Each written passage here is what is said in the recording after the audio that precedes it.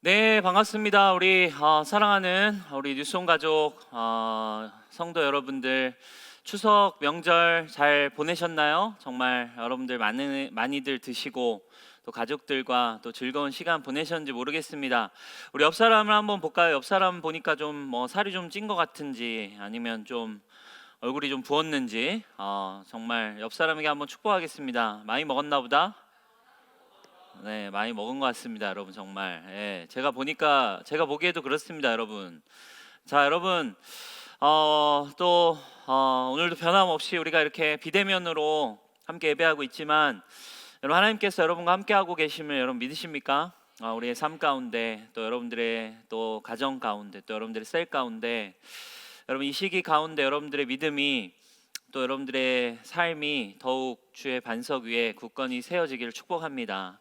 자, 오늘도 함께 주님의 말씀 함께 나누도록 하겠습니다. 오늘은 내 마음이 약해질 때에 라는 제목으로 우리가 계속해서 시편 말씀 함께 볼 텐데요.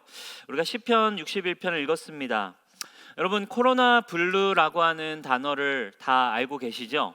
코로나19와 우울감을 상징하는 블루라고 하는 단어가 합쳐진 이제 신조어예요.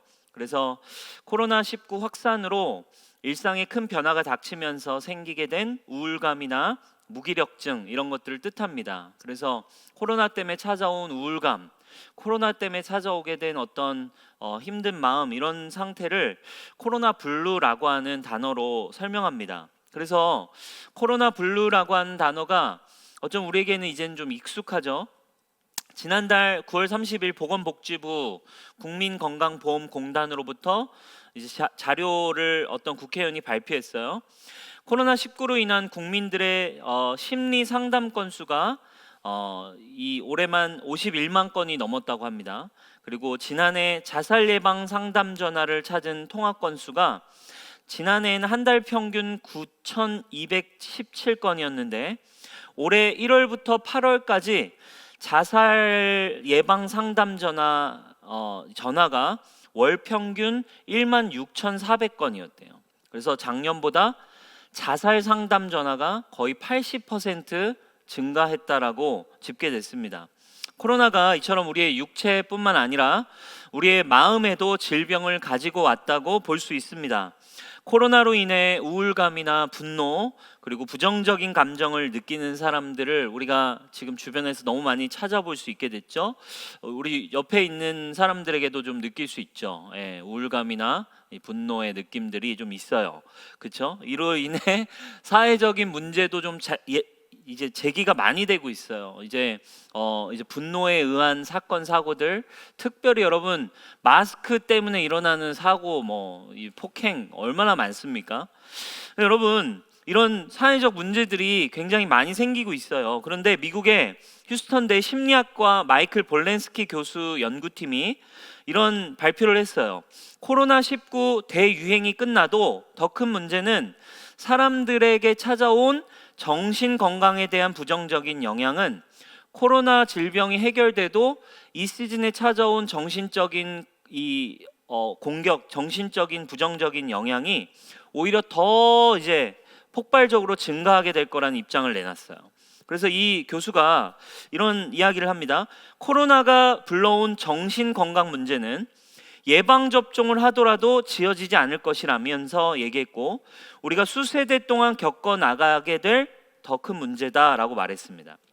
이게 무슨 말이냐면 백신이나 치료약이 개발돼도 코로나19가 종식되더라도 사람들의 마음은 점점 더 아파질 것이고 사람들의 마음의 질병은 더 걷잡을 수 없이 가속화될 것이다 라고 얘기하는 거예요.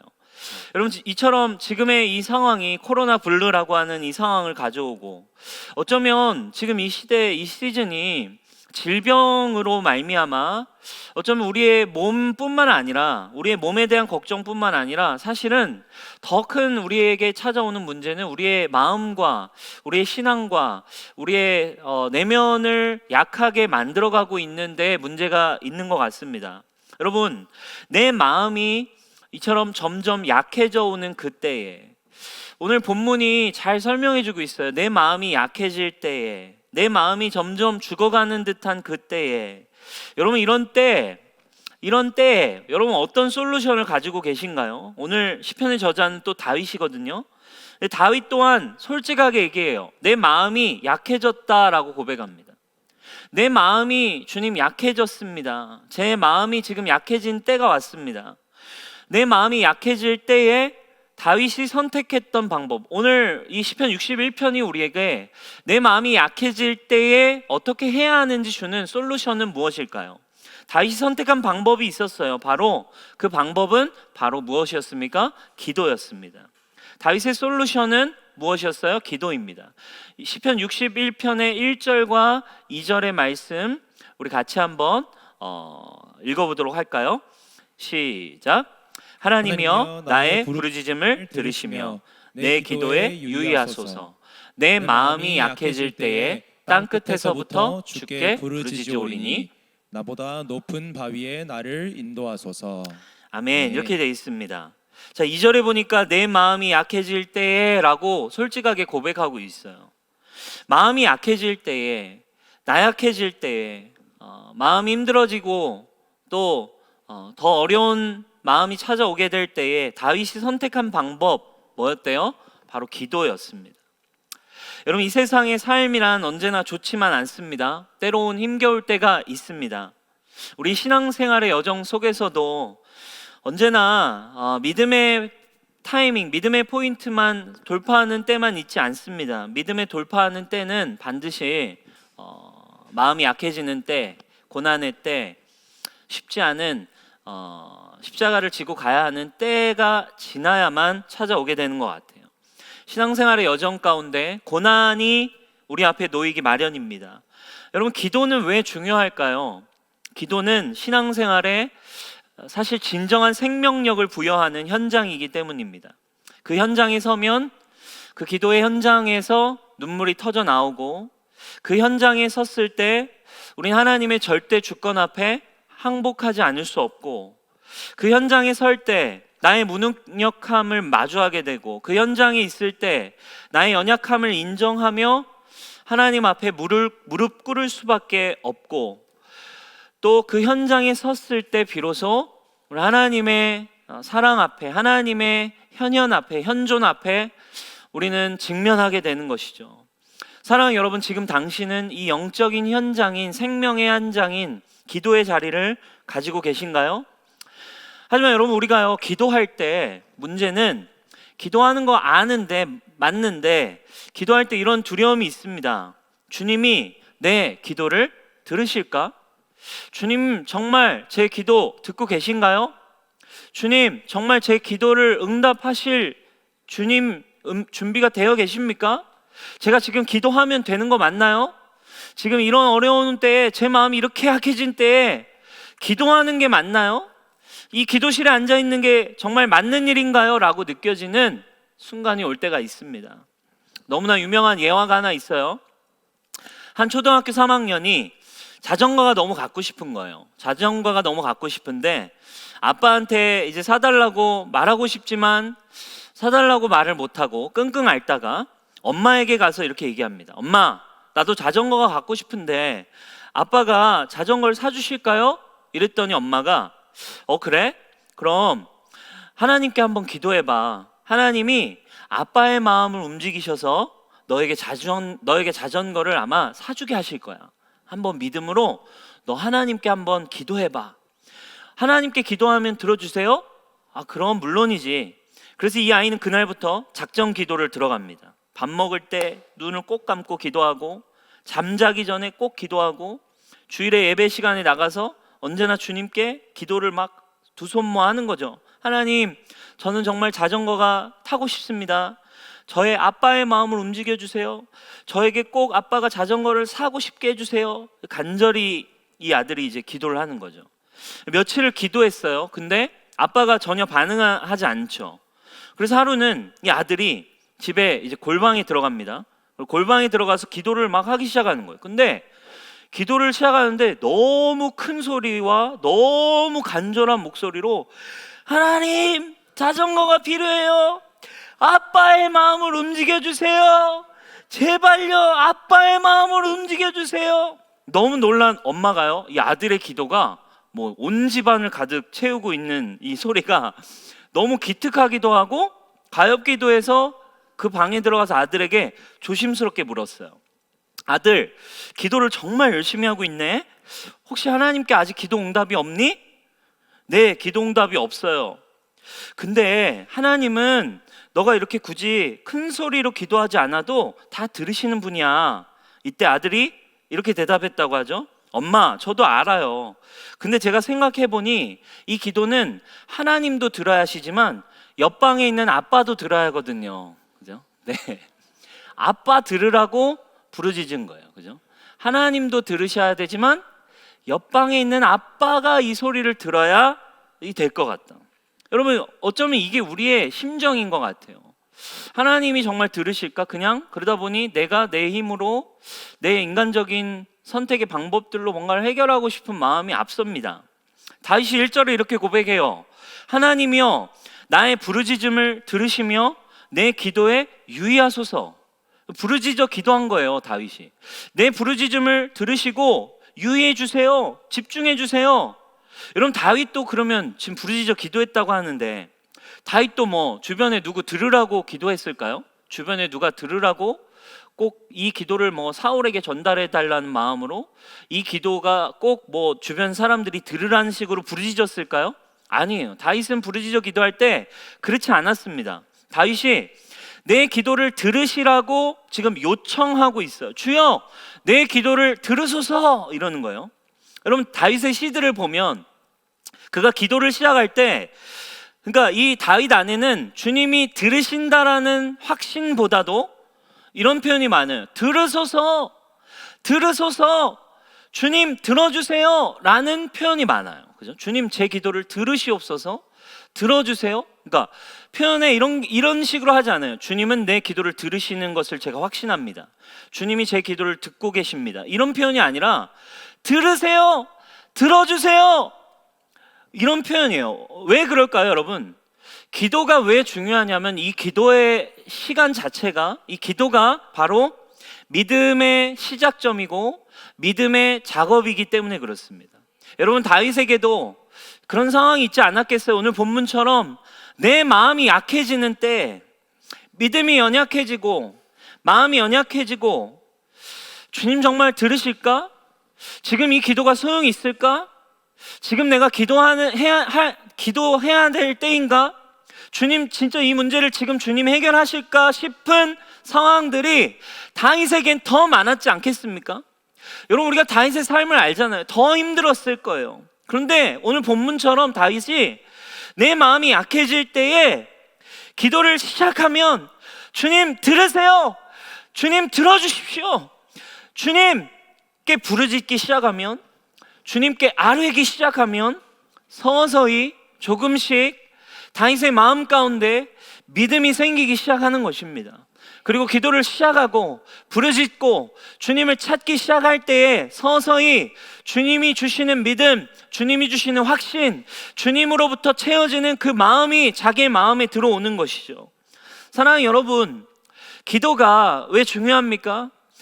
나 혼자 부르짖는 것 같지만 일단 그 기도를 시작하십시오. 그리고 주님께 간구하십시오. 그러면 이 기도의 시작점 자체가 주님이 들으시는지 안 들으시는지 내 상황, 내 마음과 관계없이 이 기도는 여러분들의 믿음을 작동시키게 하실 것입니다. 여러분, 사도행전 말씀이 시작됐어요.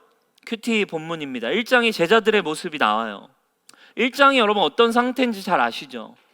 예수님 죽고 실패한 것 같은 상황, 두려움만 가득한 상황. 그러니까 사실 예수님 따라가는 거, 부활은 하셨지만 이제 예수님 진짜 따르기로 결정하면 자기 인생이 어떻게 될지 모르는 절대절명의 순간이에요. 예수님 너무 사랑하지만 이 부활 얘기하기 시작하면, 예수님 따라간다고 결정하면 그냥 종교 재판 나도 받을 수 있고 내 인생 송두리째 무너질 수 있고 어려운 상황입니다. 제자 중 한 명, 개판인 거예요. 12명, 12팀 중에 한 명은 예수님 팔아버려가지고 지금 난리가 나는 상황.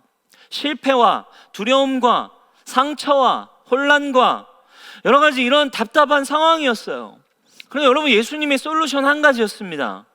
예루살렘 떠나지 말고 기도해라. 예루살렘 떠나지 말고 어려워하지 말고 일단 기도를 시작해라. 제자들의 마음이 가장 약해져 있었을 때에, 가장 두려워져 있었을 때 그들은 기도를 시작했고, 결국 그들은 성령을 받았고, 가장 약한 때에 그들은 가장 강한 자들이 되었습니다. 내 마음이 약해질 때 기도하면 강해질 수 있습니다. 내 마음이 가난할 때 기도하면 부해질 수 있습니다. 기도가 회복의 시작입니다. 기도가 믿음의 시작점이고, 여러분들이 안에 있는 그 믿음이 작동되게 하는 시작일 것입니다. 기도가 여러분들의 마음을 지켜줄 것입니다. 내 마음이 약해질 때 기도를 시작합니다. 여러분, 이 기도를 시작하는 여러분 될 수 있기를 주님의 이름으로 축복합니다. 기도를 들으실까 안 들으실까, 그 아이처럼 인간적인 방법을 사용하지 말고 일단 주님 앞에, 주님 들으십시오. 주님, 저의 기도를 주의하십시오. 제 기도를 집중해 주십시오. 주님을 부르짖는 여러분 되기를 주님의 이름으로 축복합니다. 여러분, 기도를 시작했어요, 다윗도. 근데 여러분, 이 기도를 시작하지만 그냥 정처 없는 기도가 되면 안 되는 거죠. 이 기도에 다윗의 마음이 약해질 때 다윗은 기도를 부르짖음으로 시작했고, 그러나 이 기도에 분명한 목적지가 있었습니다.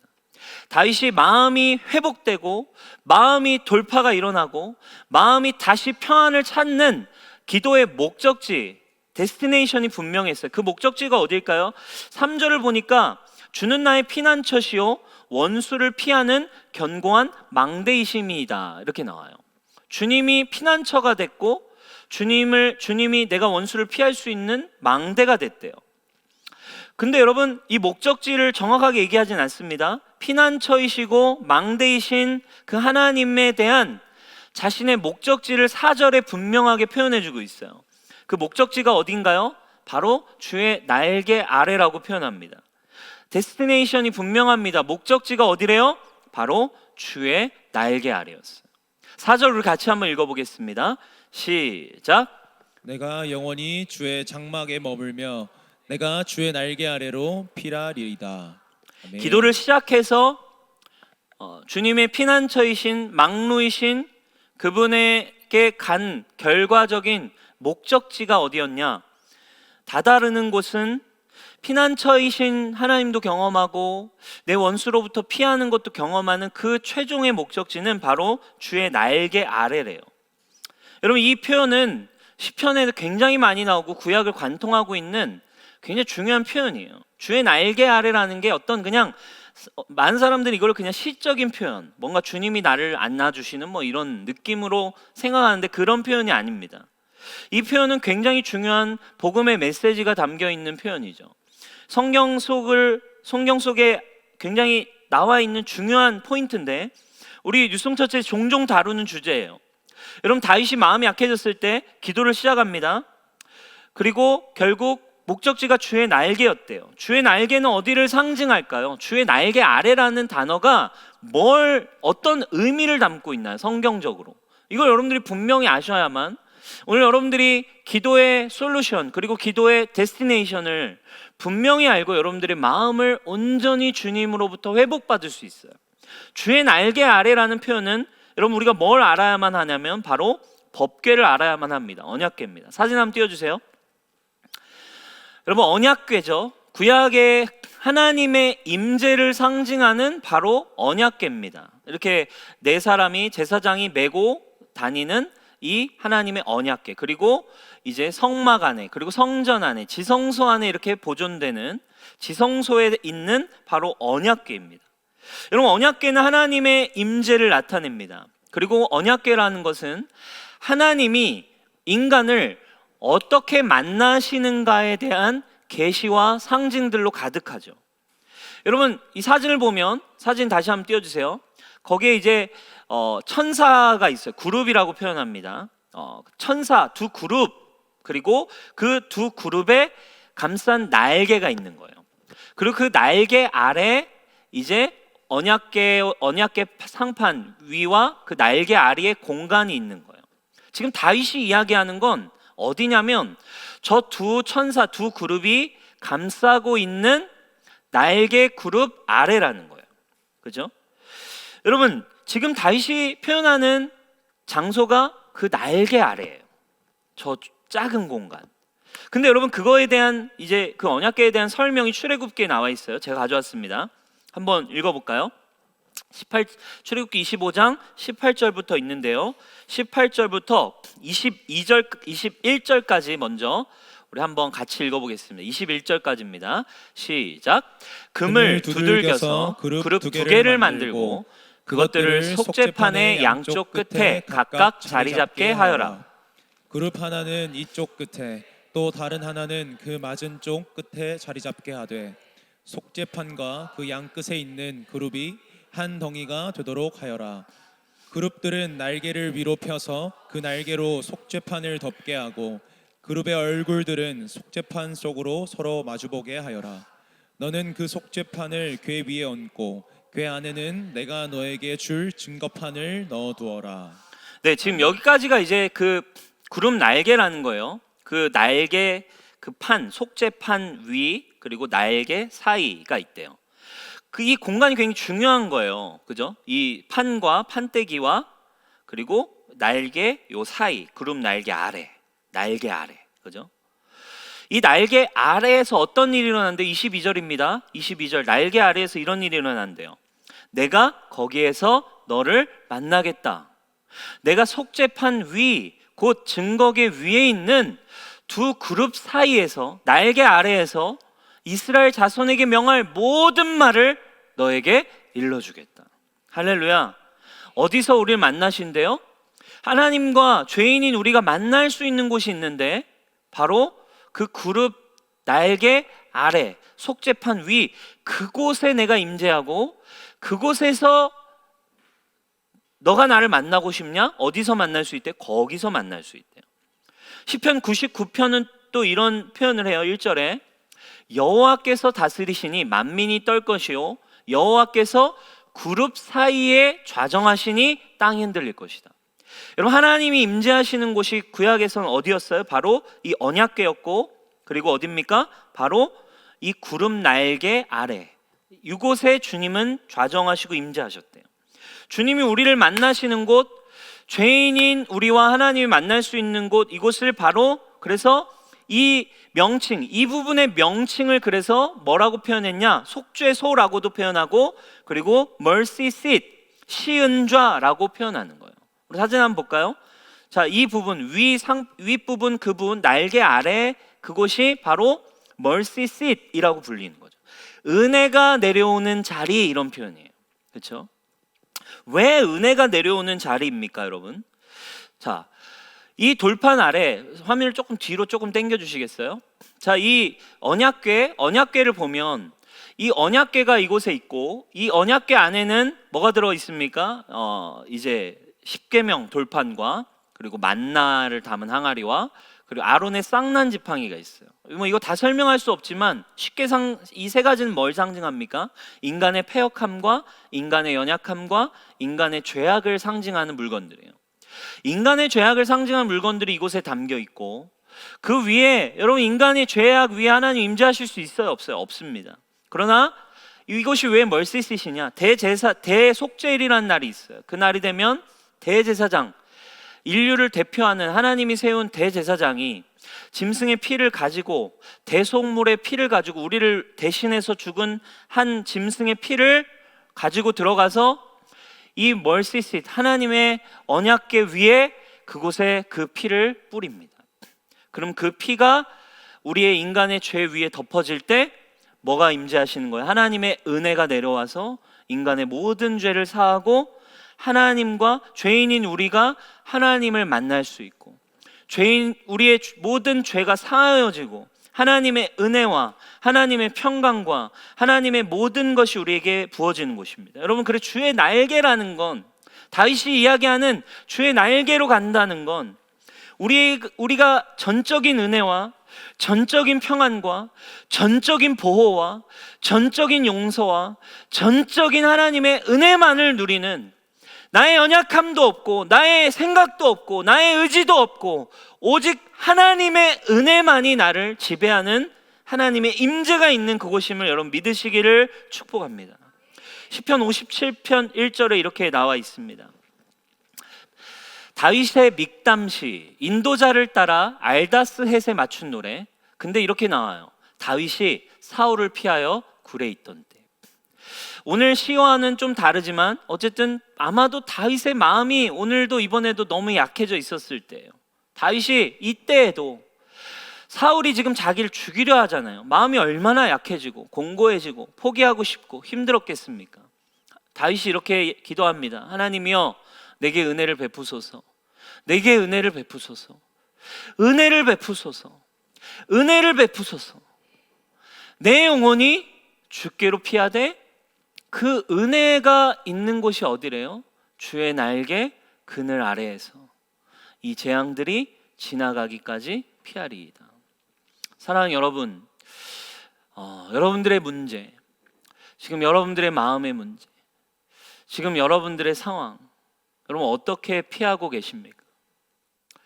주님의 은혜가 필요한데, 주님의 통치가 필요하고 주님의 사랑이 필요한데 여러분들의 영혼이 어디로 피하고 있습니까? 우리가 피할 곳은 한 곳이라고 이야기합니다.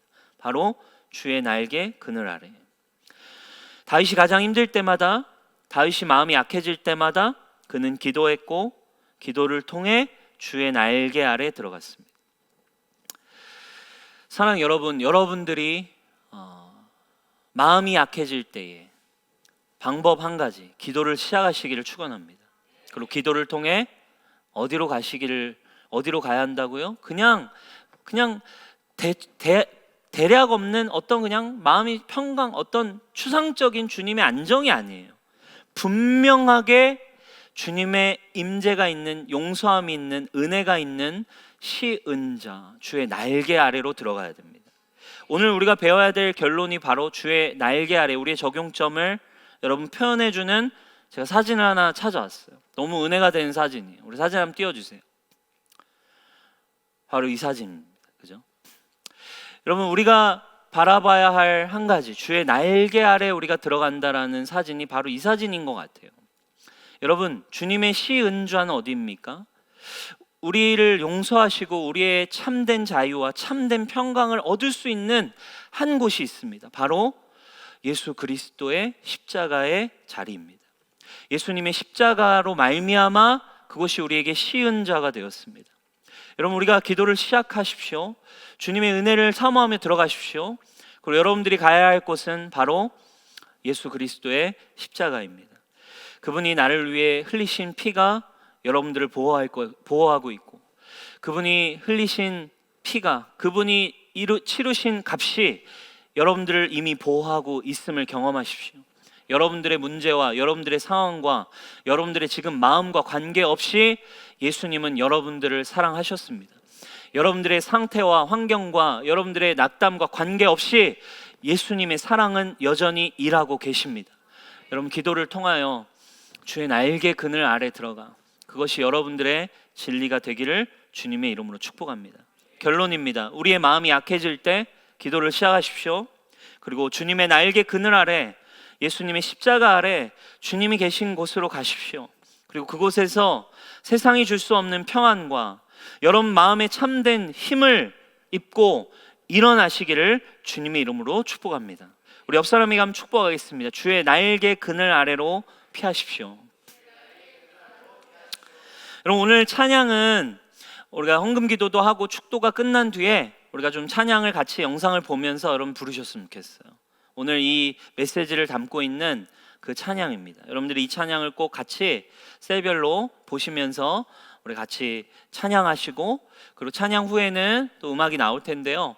여러분들이 셀별로 우리 셀 리더의 인도 아래 또 자유롭게 나눔을 하시던지 또 한 번 정도 기도를 같이 하시던지 그렇게 셀별로 예배를 이제 마무리하시면 되겠습니다. 자, 제가 여러분 기도하고 우리 헌금 기도하고 우리 축도하고 오늘 예배를 이렇게 마치도록 하겠습니다. 주님 감사합니다.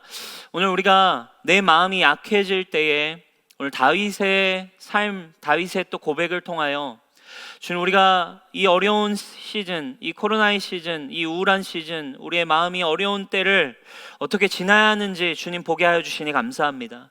주님, 각 처소에 흩어져 있는 주님, 우리 모든 유송처치의 한 사람 한 사람이 주님, 어렵고 힘든 시즌을 지나고 있는 지체들이 있습니까? 주님, 마음에 오늘 방문하셔서 주님, 이 마음이 약해지지 아니하고 주님, 기도가 시작되는 은혜가 있게 하여 주시고 주의 날개 그늘 아래 나아가는 우리 모든 유송처치 될 수 있도록 함께하여 주시옵소서.